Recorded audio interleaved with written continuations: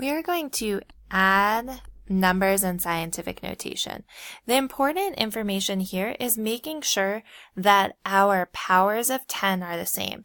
And I'm going to show you why. If I have 5 times 10 to the 6th power, that is a number 5, 1, 2, 3, 4, 5, 6 zeros.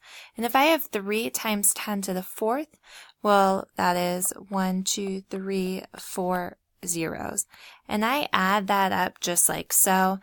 0, 0, 0, 0, 3, 0, 5. Well, that would be if my place values line up. If I just went ahead and added together these numbers, what I would get is 8 times 10 to the 10th power, and that would just make no sense. These two numbers are not at all the same. That is why we need to make sure that our powers of 10 are the same. So if I look, I have 10 to the 6th and 10 to the 4th. I want to change the smaller exponent, which is right here. I want to get 4 to become 6, which means I have to add 2 to my exponent to get 10 to the 6th power. Well, as we know, if I make my exponent smaller, that means if I make my exponent larger, that means I have to make my coefficient smaller.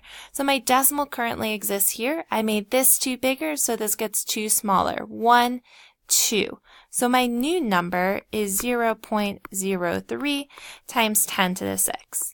This 0 here is just a placeholder, so don't worry too much about that.